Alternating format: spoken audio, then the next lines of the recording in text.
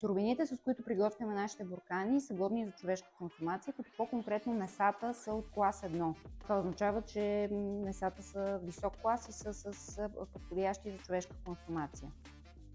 Изискванията, на които нашето производство отговаря, това може би нещо, което не разказахме по-рано, минава под контрола на БАБХ. Това е Българска агенция за безопасност на храните, и изискванията, на които ние отговаряме като производител на храни за кучета и котки, по никакъв начин не се различават от изискванията, които има едно производство за храни за човешка консумация. Наблягаме на това нещо, за да бъдат спокойни хората, нашите клиенти, че храните, които ние не произвеждаме, заради факта, че са за кучета и котки, по никакъв начин не са второ качество или изискванията, които ние спазваме като хигиенни норми, като производствени норми, не са по-различни от това, което трябва да се спазва при храни, годни за човешка консумация.